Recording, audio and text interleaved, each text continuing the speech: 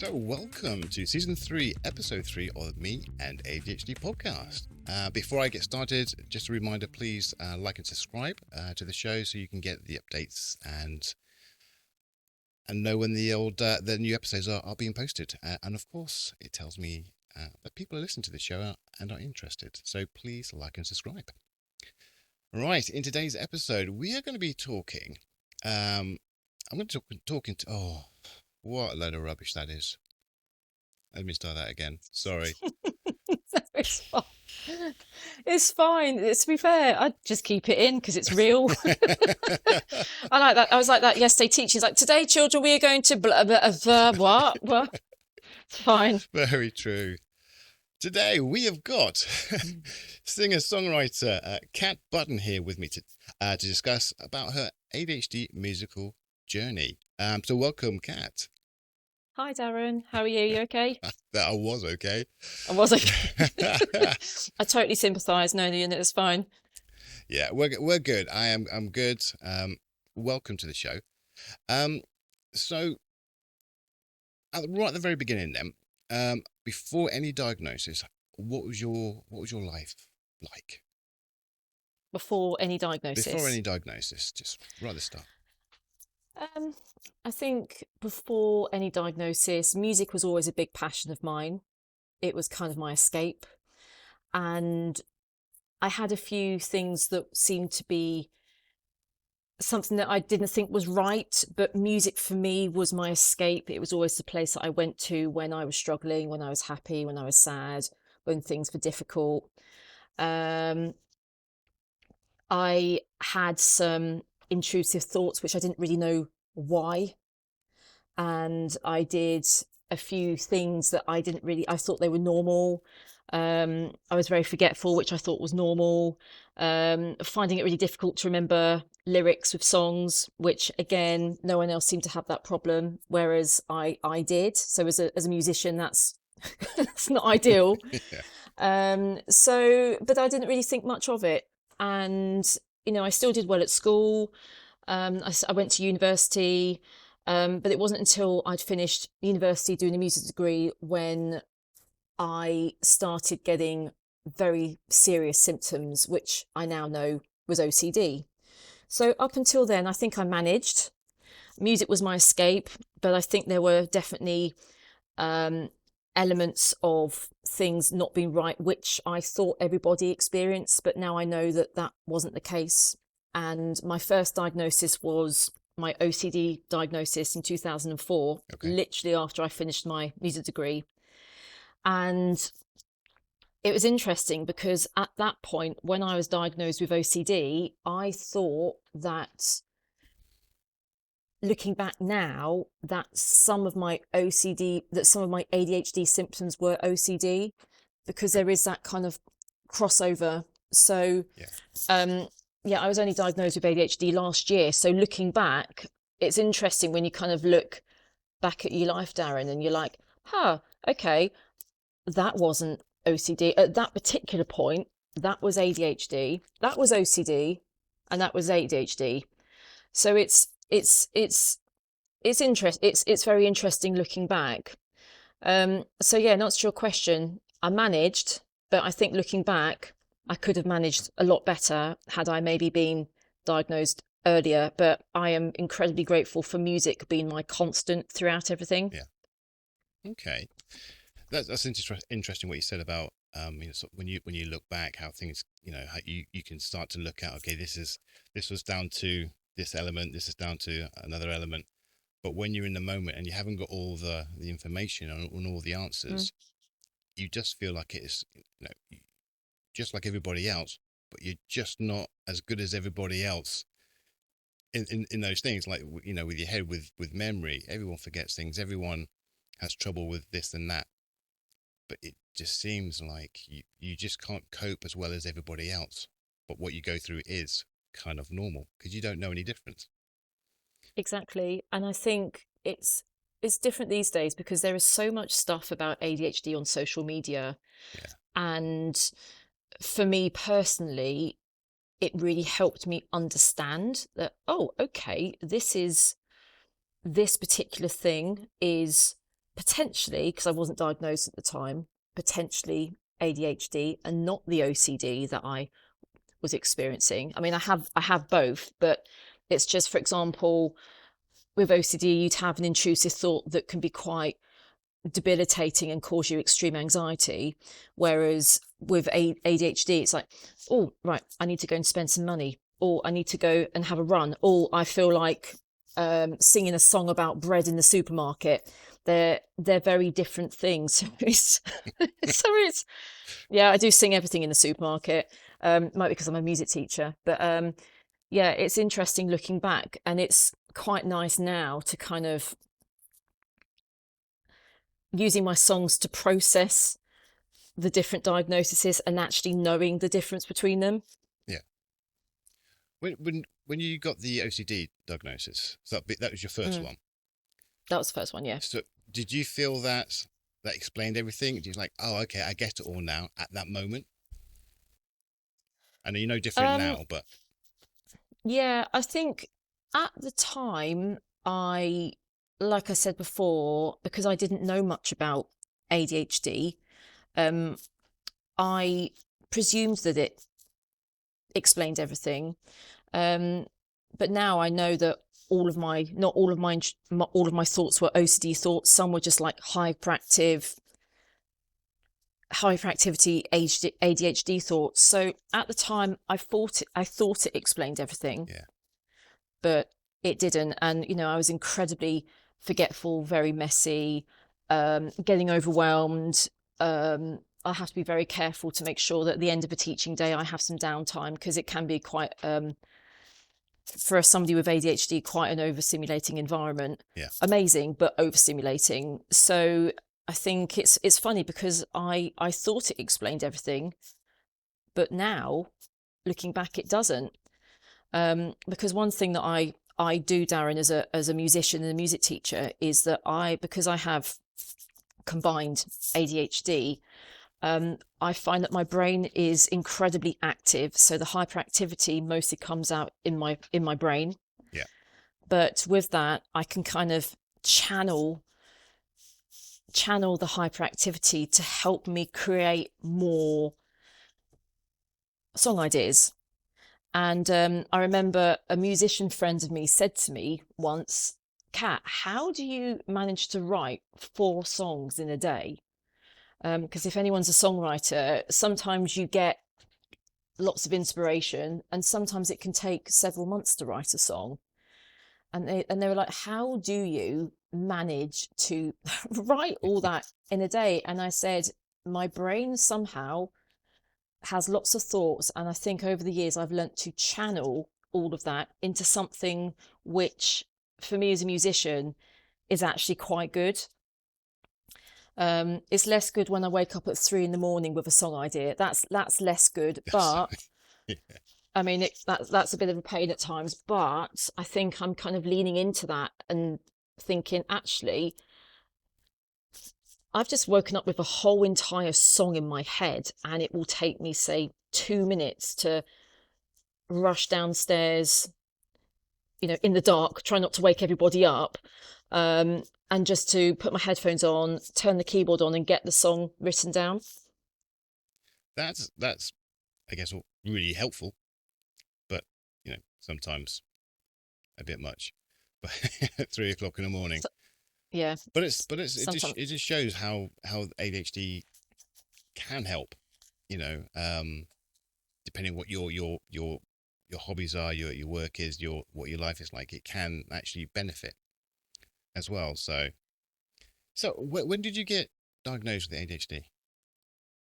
I got diagnosed last March, so Okay. March 2024.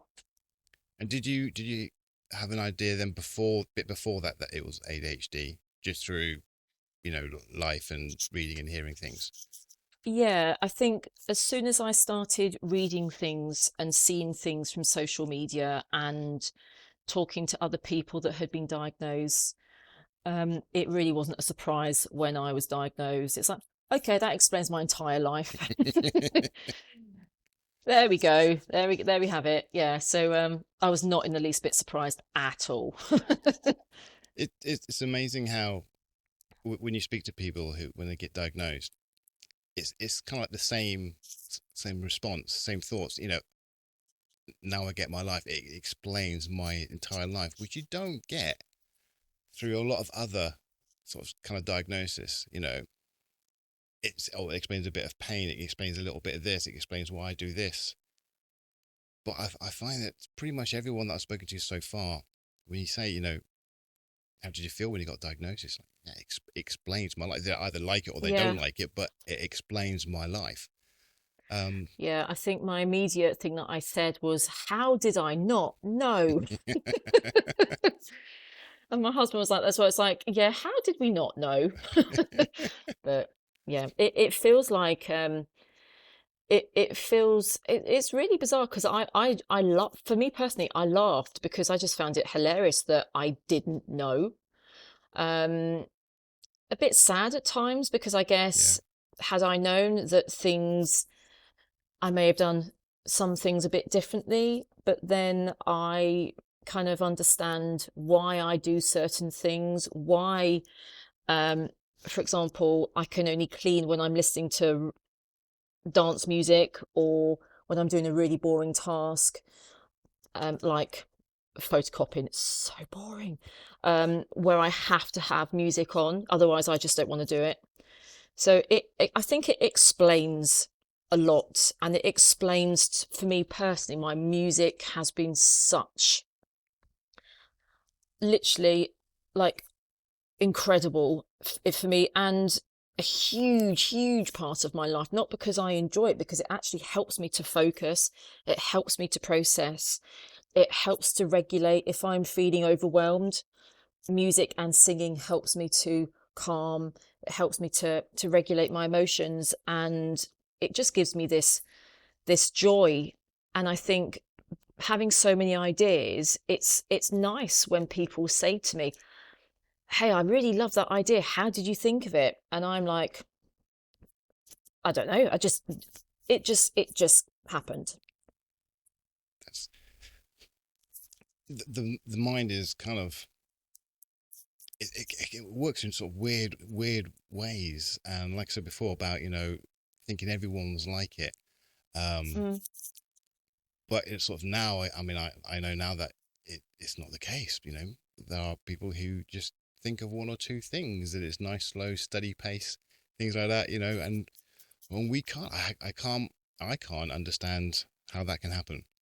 I can't understand how you can't have multiple things going on in your head and constantly with no stopping. So if you can channel it into something that's mm. beneficial for yourself, that's awesome. Yeah, I think so. I mean, don't get me wrong, ADHD is hard.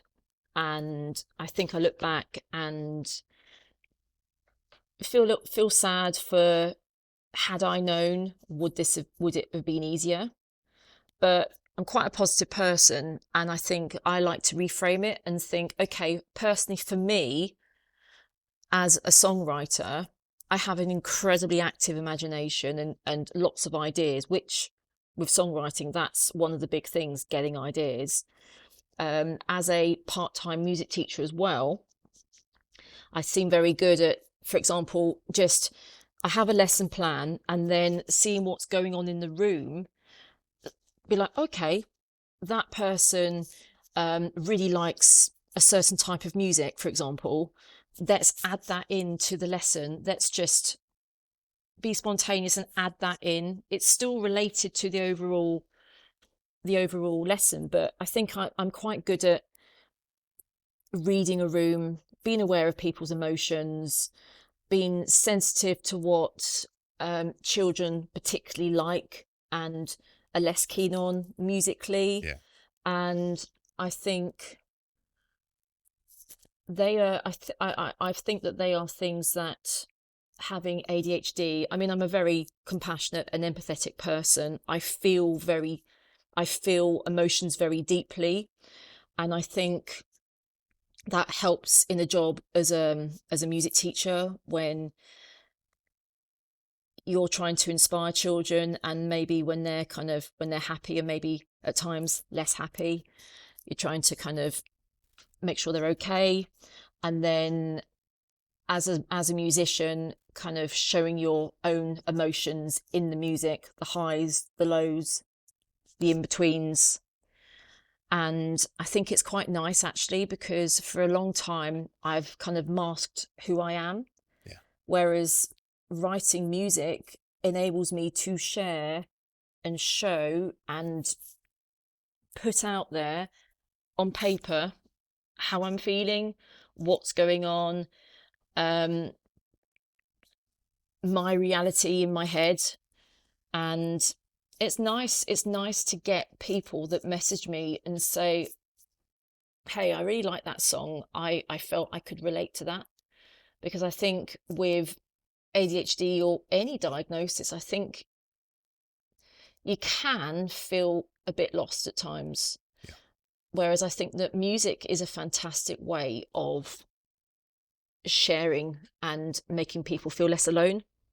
And music is one of those things that a lot of people like, not everybody, but a lot of people like, and a lot of people connect strongly with and have very strong emotions about. And when somebody can relate to a piece of music, especially, you know, if I'm writing about it, it is so lovely when somebody messages me and says, hey, I really connected with that music and thank you. I don't feel alone. Yeah, making that connection is a huge thing. You know, what if I say when you say people listen to it and they can think, okay, I can relate to this, I can relate to that. That's explained things to me a bit more. It's a huge thing. Like I say, yeah, people do get a lot out of it. I mean, did you find that music itself kind of helped you process everything? Oh, absolutely. I think for me, mu- for a long time, I didn't really want to talk about what was. I'm not really. I do like talking, but I find that I'm able to express my emotions through music more. Right. So if I've had a bad day or a particularly bad ADHD day or OCD day or just a bad day in general, I'll go straight to the piano and I'll write.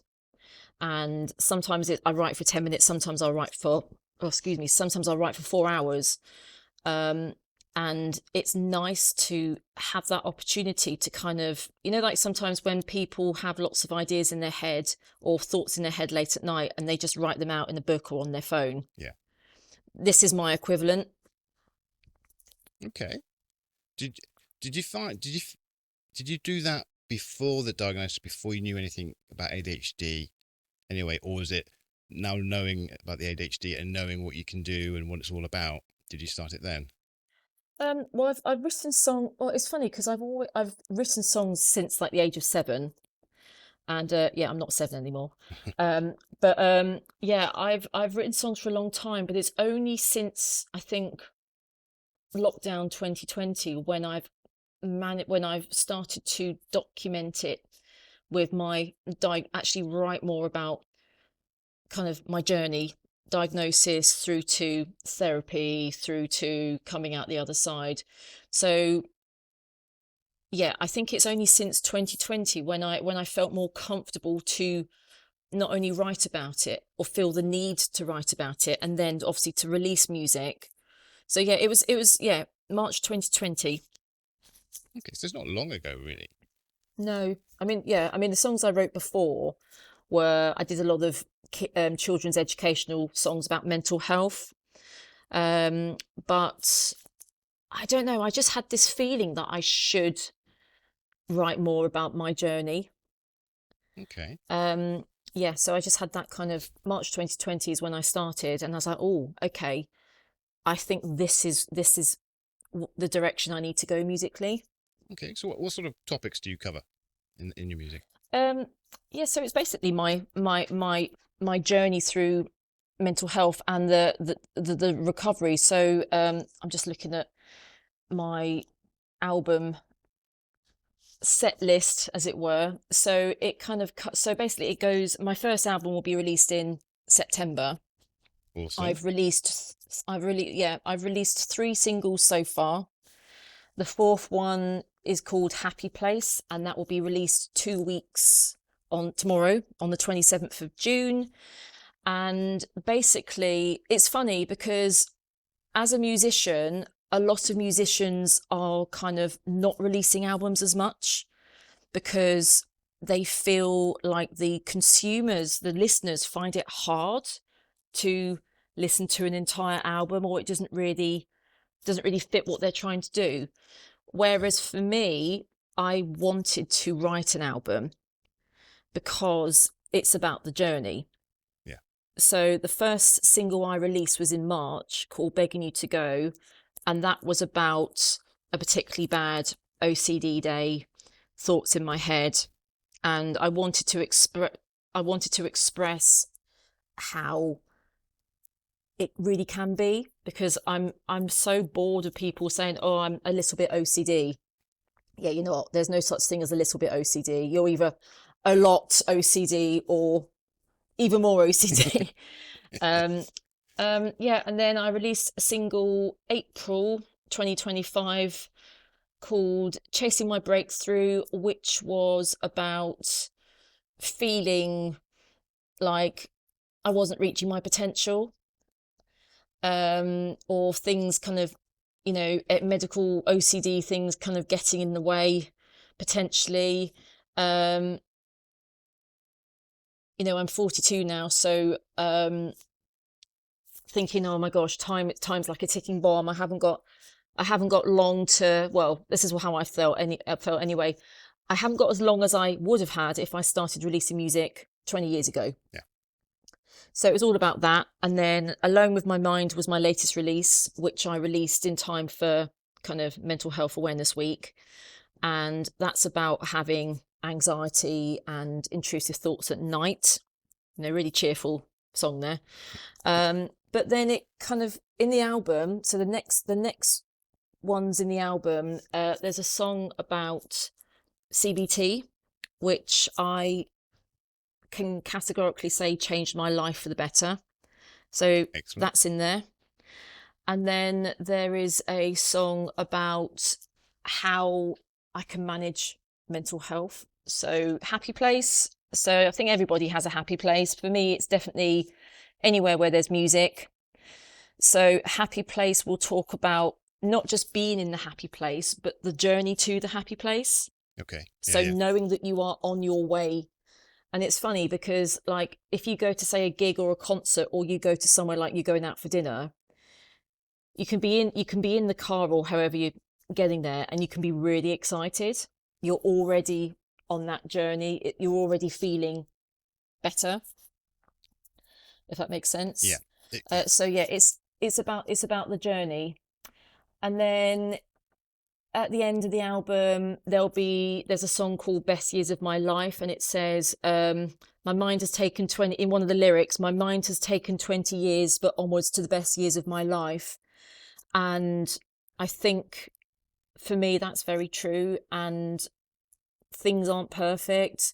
I have good OCD days. I have bad OCD days. I have good ADHD days. I have days when it just particularly consumes me, especially as my ADHD is affected by hormones as well. That's a whole other story. So yeah, it kind of, the first album tells the story up to that point. Yep. And then album 2, which I'll release at some point next year, that's when the ADHD comes in. So there'll be lots of songs about feeling different, feeling as if I didn't fit in, because I felt very different to everybody else. I thought differently, I acted differently, I did things that other people wouldn't do. There were times when I was very hyperactive and people were like, what are you doing? So it explains that, and then it will explain kind of the diagnosis of ADHD and, the feeling of, there's a song that's going to be in it called Burnout, which explains being burnt out. which I think as a musician, a teacher, a mum, a wife, and just doing life, I think people with ADHD do feel, well, we all feel burnout, but I think people with ADHD, we've got a lot going on in our heads and in our lives. And so album 1 looks mostly at the recovery of OCD. Album 2 will start to delve into when I got the ADHD diagnosis. Okay, looking forward to those. That'll be good. Exciting times for you. There's a lot going on. Yeah, it's not quiet. To be fair, it's funny because I think for me, I get bored really easily. Yeah, it's like I am very well known in one of my previous jobs for falling asleep at training days because I just can't do it. I'm music is a very practical subject, and for me, I don't want to spend 4 hours doing a topic, reading, just listening to somebody talk about a topic. I need to do something practical. So and I think in my life it is hard to manage everything, and it is literally like spinning plates. But for me personally, I know everybody has different opinions, but for me personally, overall, to do lots of different things, as hard as it is to manage and to avoid burnout, is good for me because it stops me from getting bored. Yeah. And I'm more likely to do things if I'm not bored.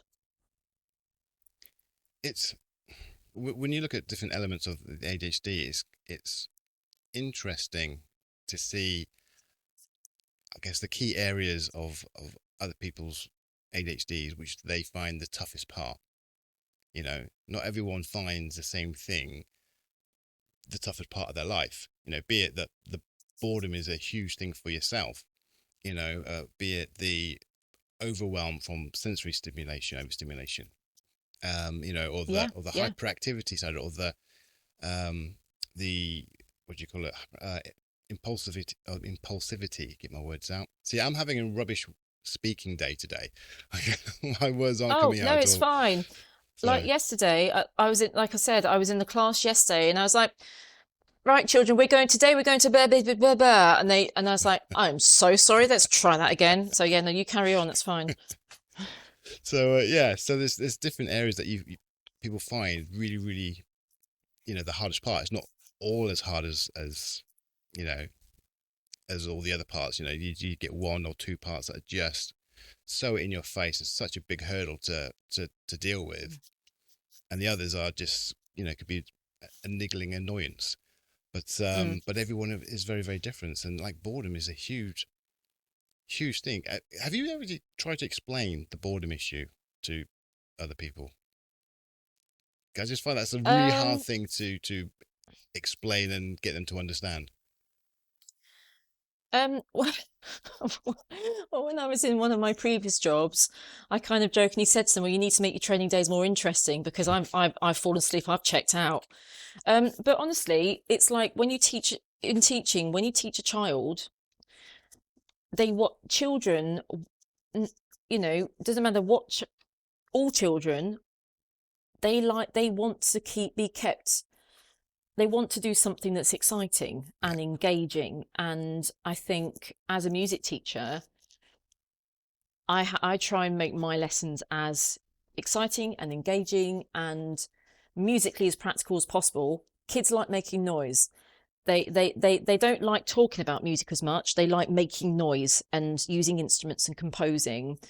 And, I think to myself, when I'm planning a lesson, would I be bored in my lesson?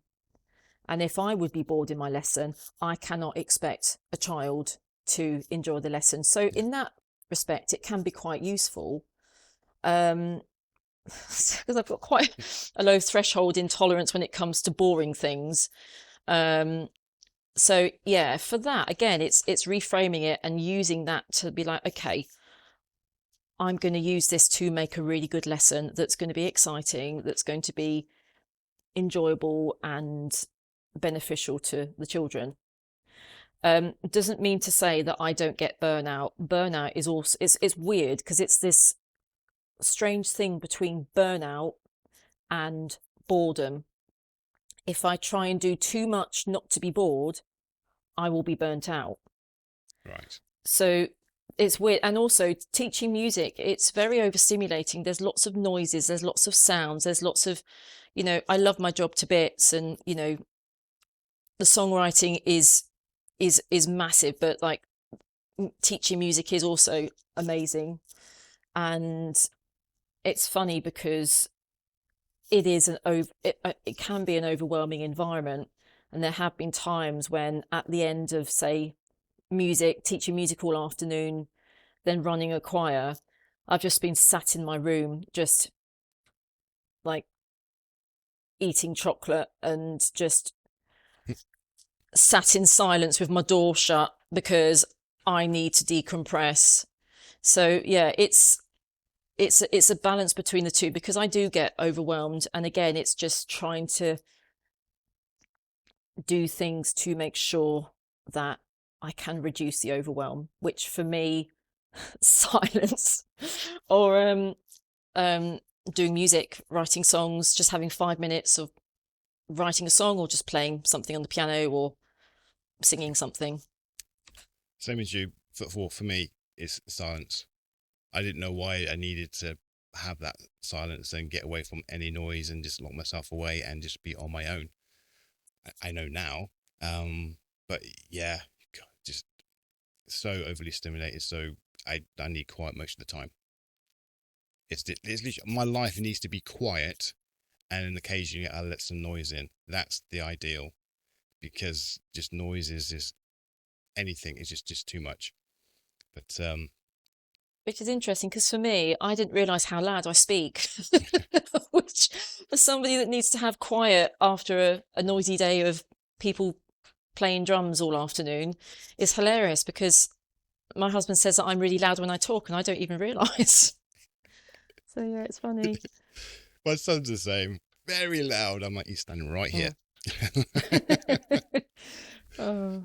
So when you write the music, when you're writing your songs, how do you feel once you've completed it? How does that give you an emotional kind of boost? Does it give you that dopamine? Is that, I know you do the songs and you like people to listen to the songs, but once you've done it and you've completed it, how do you feel inside about accomplishing that? Do you mean when I've written them or when I've released them, When or both? Written. Oh, both as well, but written. Yeah, so I mean, there are different. I have different feelings between finishing a song and releasing them. So when I write a song, especially because I produce them as well, I get them mixed and mastered somewhere else, but I produce them on my laptop, Okay, as well as singing. So when I sing and record all the parts and produce something, I have this huge sense of accomplishment, because you see all these things coming together, and it's like, oh wow, I've made that. And then when you find a particular element difficult, so if there's something in the recording that I find hard and I manage to research it and work it out, I get a really big sense of accomplishment. Okay. Also, if I come back and not had the best day, and I go straight to the piano or I go straight to my laptop and create something, I can't describe it. It's just like this sense of relief that I've managed to record or write down how I'm feeling. It's kind of like a mental load has been taken off. So it's a very interesting feeling. It feels quite, it just feels very just liberating, really, just to be like, oh wow, I feel like my mind is lighter, and I've accomplished something really cool and learnt stuff on the way. Release day, releasing music, completely different. the RSD kicks in good and proper on release day. Oh my goodness. But yeah, the actual writing the music, I feel, yeah, it's a huge sense of accomplishment, and my head feels lighter as well, for sure. Yeah, because it must be because I know sometimes people when you have some struggles and you're going through a lot of things, writing it down can help. Yeah. But you're constantly writing it down, so that's I can see where that's gonna help a lot and lighten the load, so to speak. Yeah. I mean, it makes it's not easy because sometimes I have like 250 different notes on my phone that I've never deleted. And I'm trying, and like voice memos, because I record ideas that I have when there's a tune, and trying to sift through all of them to, to create a song. So yeah, it isn't easy, but it's yeah, it is cool to get songs together 100%. Would you say it's a little bit of therapy for you? Oh, 100%. Yeah, Yeah. absolutely. It's incredibly therapeutic. Yeah. So what would you hope? I know obviously sales and things like that, and for selling your songs and your albums. I get that, but what would you say is the main thing that you would like people to get out of your music? So it's interesting because I feel as a musician, as a songwriter, I am potentially in the minority because there are so many musicians that want to get as many streams as possible. They want to get the first 1,000 streams. They want to get the first 10,000. They want to get the 500,000. They want to get the million, which is great. And I totally respect them for that. And if music is their everything and that's what they want to do as the main focus of their life, then great. But for me, it's a bit different. I have different intentions with it. I have a job, a part-time music teaching job, which I love and I will always do. But I think, why do I release music? I want to release music not just for the streams, but for the impact, the fact that people can listen and know that there is hope, that they're not necessarily, just because they have a diagnosis of whatever it is, it doesn't mean that you're not able to achieve something Yeah. in your life. Would it be more, can it potentially be more difficult? Absolutely. I'm not going to lie about that. It is harder. It is harder keeping a job and running a house and trying to keep up on top of everything, being a parent when you have kind of OCD and ADHD and other things. It is hard, but I want to show people that it's not impossible, that it is absolutely possible. And also to show the journey. Yeah. So when people listen to the album that comes out, they'll see that it's not just about, I've got this mental health issue, it's really, really bad, the end. As in like, that's the end of the story, because it isn't. As in like, you can get help, you can get better, you can recover, you can lead a more or less normal life. Does it impact me? Do the diagnosis impact me? Yeah, they do. Is it easy? No, it's not. Am I still having a fulfilling life? Yes, I am. And I want to encourage people that that is possible for them as well. And also, the releasing music is a lifetime dream that I've put off for so long, because I let the RSD get in the way, and thinking that, like, people would think it's silly. Well, you're going to get that anyway. You always get like people on social media that are like not nice about your music, but most of the time you get people that are like, oh, this is great, and thank you so much for what you've done, and you've really helped me, and I feel less alone, and all this kind of stuff. And like, if I was only to get, say,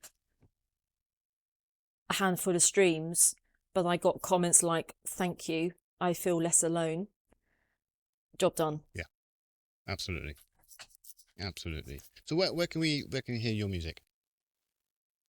Yeah, so it's available on all streaming services. So all streaming services. I have a Instagram page as well. So I'm trying to remember what my cat button underscore songwriter is my handle on Instagram. And it has my Linktree address as well.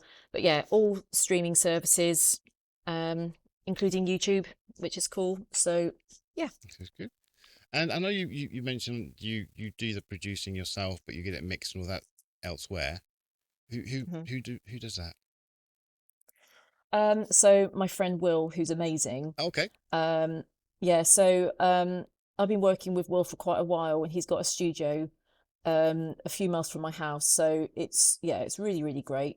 He's fantastic what he does, and I think it's nice knowing, like, for example, with the ADHD and the RSD, Yeah. if he says something, he will always start with the positives and be like, "Hey, Kat, what about this? Have you thought about doing this? Or have you thought about adding this in?" And I'm like, "Hey, that's great. That's a good idea." I don't feel like he's thinking that I'm incompetent or incapable. He's trying to make my track better, which is great for him as well, because I'll mention when I release the track, I'll mention that he mixed it and mastered it and stuff, and he recorded it as well. So yeah, it's like all the vocals and stuff. So yeah, it's good. Okay. Who do you release it through? So I release it independently. Okay. So you go onto the distribution services, and then they upload it to all the different stores. So yeah, I didn't know anything about that in January, so that's been a learning curve. That's but a yeah. lot of things you're doing there. Yeah, but yeah, can I just mention really quickly Yeah. also, I think with anything you do, community is really important, and like Will's been great as like recording my vocals and mixing and mastering and stuff. But I've also had a lot of support and guidance from an organisation or community called Tenderloin Music. So they are a organisation of neurodivergent musicians who understand the difficulties, the challenges of releasing music as a neurodivergent musician. And they have been so supportive and so kind, and it's just nice to feel like there are communities around that such as obviously with your podcast, that understand what people are going through. And it's very, very refreshing that it's not just me on this journey, you're on it with other people. Yeah. And yeah, so they've been great. And yeah, Tenderloin Music are a small community. I just want to big them up because they're great. Just trying to help other neurodivergent artists, and they're just trying to grow their audience. So yeah, they're on Instagram as well, and other social media.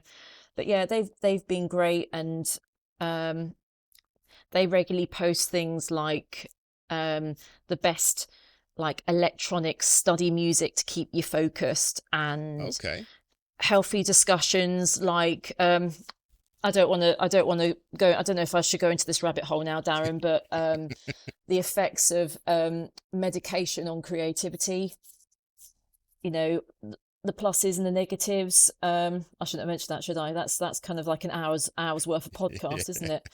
That's right. But yeah, having healthy conversations about that with people that understand about the fears of having medication and whether it could affect your creativity. And then, people understanding how, like, for example, if a musician has a hyper focus, I could literally spend 8 hours on a musical project, forget to eat, forget to drink, not listen to anything. But in this community, we all get it, and we all support each other and find ways of, hey, how would you avoid getting into this kind of hyper focus that means that you have no recollection of what's going on? How do you do this as a musician? what are your rules? Like, for example, do you do timed times of doing of your music? Do you do like an hour and set an alarm and have a drink, or how do you do it? So it's nice to have other people to kind of learn from for each other, because we all have different experiences of being a musician that just so happens to be neurodivergent. Yeah, absolutely. Finding your tribe is a really big thing, and it does help you having those conversations with people and learning about their experiences, and you can take bits and implement it into your life, and it's good, because if all you're going to do is just read a book or just listen to a therapist, and that's it, it's only so far you can go. So if you've got that community and having those conversations, that can help so much. Massively. Not only with, say, Tenderloin, but also I'm in quite a lot of songwriter communities, and release day, like I mentioned before, release day is the biggest mix of emotions I think I've ever gone through. You have the jubilant, yay, my new single's out, to, oh my goodness, my RSD is taking over. Everyone hates my music. Not many people streamed it, to, oh, that's amazing. All of a sudden, they've all streamed it. To have should I release that song, or I'm going to take it off. I'm going to take it off. And like, it's so hard, but to have that community of musicians that get it, because it's hard anyway, regardless of whether you have ADHD or not. It's tough as a musician because, well, you're basically unleashing and releasing your own personal, it's part of you. It's part of your own identity that you are releasing into the wild and sharing with everybody else. And you want people to like it. You don't want people to hate it. People will like it and people will hate it. That's just life. But it's a big deal. Yeah, it is. And fair play for you for doing it and pushing forward and pushing through that, because it's hard, especially with the RSD. And I get that so much, that I understand it's really hard to push through that and keep on doing what you're doing despite of that RSD kicking in and telling you, go hide away, never do it again, kind of thing. Yeah. So yeah, and it's interesting because as a musician, you can pitch to playlists, and if you pitch to a playlist, you get more plays. So on like Spotify or whatever. But it is well known in the music community that some of the feedback that you get from these playlists can be pretty brutal, and there is a high rejection rate. So say if I release, say, 10 songs, there are roughly, for me, and I think most people, roughly 20%, so 2 out of the 10 will be accepted onto a playlist or a blog, and the other 8 will not. And you can kind of, when you get the feedback, you can choose different levels of feedback. So you can pick the no feedback, which isn't great because then they're less likely to listen to your song. Yeah. Or you can have the gentle feedback, which I probably should press, but I always press the honest feedback. And actually, most curators who do these playlists or looking for songs for these playlists are actually very nice. Normally they'll say, oh, I love this and I love this about it. It just doesn't fit in with our playlist. I've had a couple that have basically been, they've slated every single aspect of it. And before, that would really upset me and bug me. But I think as I've submitted more of these, I've kind of grown used to, oh, you know what? That's obviously not the playlist for my song to go on. Those who like it will put it on their playlist, or they'll put it on their radio show, or they'll put it on their blog. And I think trying to reframe it makes it like, okay. And actually, I'm getting on some playlists, which is more than I was doing a few years ago because I wasn't releasing music. So yeah, but it's you're doing well. I think it's great what you're doing. It's great that you are. I guess you've got your the job aspect of it. That's your career. But at the same time, it goes hand in hand with your, I guess, other career, hobby, passion, outlet in life. And you're making something of it, and you're going for it. You're knocking down the barriers, and you're dealing with the RSD. And I think it's fantastic what you're doing. And I have listened thank to you. some of your tracks that on the social media side, what you've put on there, and I'm liking it, and I hope other people listen to it, and they love it and give you feedback as well. Oh, thank you. I appreciate that. Yeah, it's interesting. I would say out of all the things that I've done in my life, I think releasing music has been, for me personally, has been one of, if not the biggest way of growing as a person. Yeah.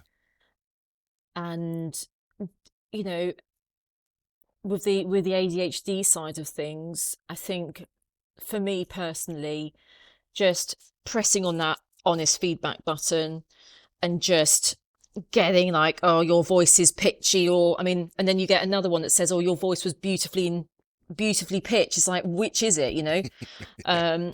and then, oh, it's like, I didn't love the bass, and then another one is like, oh, the bass was fantastic. So at the end of the day, it's people's opinions, like you and me, everyone has an opinion. It's one curator. It's taught me not to worry about it. People's opinions are so different. We all like different styles of music. And it's definitely, the more I do it, the more I get used to the fact that I will get rejections, and I'm okay. I wasn't okay with that before. It was hard. I'm not going to lie. It was really difficult, but now it's for sure, it's getting easier. Definitely. Good. Excellent. Okay, Kat, thank you for coming on. Oh no, thank you for having me. It's been great talking to you, and I look forward to the album release. I'll look out for that. For everyone who's listening, thank you. And as always, guys, be good, be kind, and remember, you're not alone. Thank you.